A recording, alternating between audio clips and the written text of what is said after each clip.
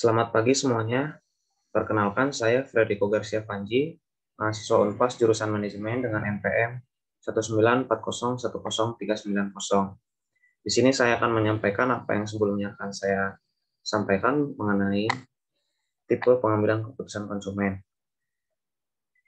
Tipe pengambilan keputusan konsumen itu situasi pembalik yang beragam. Jadi jika konsumen akan membeli sebuah rumah atau barang-barang tahan lama, maka ia akan melakukan usaha yang intensif untuk mencari informasi. Sebaliknya, jika konsumen membeli makanan minuman yang merupakan kebutuhan sehari-hari, maka ia melakukan pembelian rutin. Pembelian seperti ini biasanya tidak mendorong konsumen untuk melakukan pencarian informasi dengan intens. Situasi pembelian yang berbeda menyebabkan konsumen tidak melakukan langkah atau tahapan pengambilan keputusan yang sama. Tipe pengambilan keputusan konsumen itu ada dua. Yang pertama, itu adalah pemecahan masalah yang diperluas. Maksudnya di sini ketika konsumen tidak memiliki kriteria untuk mengevaluasi sebuah kategori produk atau merek tertentu, itu tidak membatasi jumlah merek yang akan dipertimbangkan ke dalam jumlah yang mudah dievaluasi. Maka proses pengambilan keputusan bisa disebut sebagai pemecahan masalah yang diperluas. Konsumen membutuhkan informasi yang cukup mengenai masing-masing merek yang akan dipertimbangkan. Dan biasanya pemecahan masalah diperluas itu biasanya dilakukan pada pembelian barang tahan lama dan barang mewah, contohnya seperti mobil, rumah, pakaian mahal, peralatan elektronik. Termasuk juga di dalamnya adalah keputusan yang dianggap penting seperti hiburan yang mengharuskan membuat pilihan yang tepat. Dan dalam kondisi seperti ini, konsumen akan melakukan pencarian informasi yang intensif, tetap melakukan evaluasi terhadap beberapa dan banyak alternatif. Proses ini juga nggak berhenti sampai pada tahap pembelian. Contohnya konsumen Eva setelah membeli produk, kalau misalnya ia merasa puas, ia akan mengkomunikasikan kepuasannya terhadap barang-barang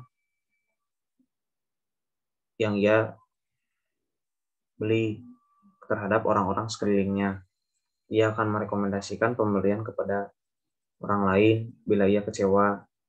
Dan seringkali juga orang lain untuk melakukan pembelian barang atau produk juga serupa atau sama seperti konsumen Eva. Yang kedua itu ada pemecahan masalah yang terbatas. Pada tipe keputusan ini, konsumen telah memiliki kriteria dasar untuk mengevaluasi kategori produk dan berbagai merek pada kategori tersebut. Namun, konsumen belum memiliki referensi tentang merek tertentu. Konsumen hanya membutuhkan tambahan informasi untuk bisa membedakan antara berbagai merek tersebut. Konsumen menyederhanakan proses pengambilan keputusan. Ia tidak melalui tahapan seperti pada PMD. Hal ini disebabkan konsumen memiliki waktu dan sumber daya yang terbatas. Pembeli swala di Dila dilakukan dengan tipe keputusan ini. Iklan dan peragaan produk di tempat penjualan telah membantu konsumen untuk mengenali produk tersebut. Media ini sangat berperan penting dalam menstimulasi minat dan mendorong tindakan pembelian. Terus yang selanjutnya yang akan saya bahas itu tentang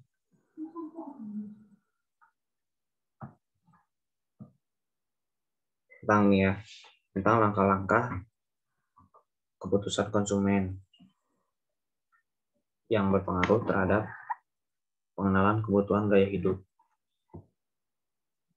Pengenalan kebutuhan itu muncul ketika konsumen menghadapi masalah, yaitu suatu ketika keadaan di mana terdapat perbedaan antara keadaan yang diinginkan dan keadaan yang sebenarnya terjadi. Contoh, seorang ibu hanya bekerja menghadapi masalah tekanan waktu. Dia harus mencuci baju keluarga, tapi ia tidak memiliki banyak waktu untuk melakukannya.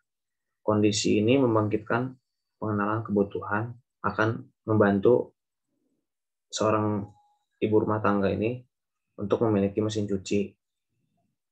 Kebutuhan harus diaktifkan terlebih dahulu sebelum ia bisa dikenali. Ada beberapa faktor yang mempengaruhi pengaktifan kebutuhan: activation angel, Blackwell, dan miniat. Konsumen yang terbiasa makan pagi pukul 6, maka secara otomatis ia akan merasa lapar lagi pada waktu siang hari.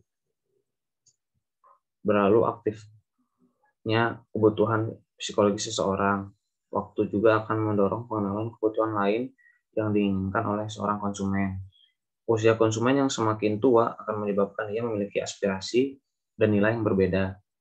Konsumen yang lebih tua mungkin akan lebih memperhatikan kesehatannya, sehingga ia banyak membutuhkan asupan makanan yang sangat selektif agar dia bisa terhindar dari berbagai penyakit.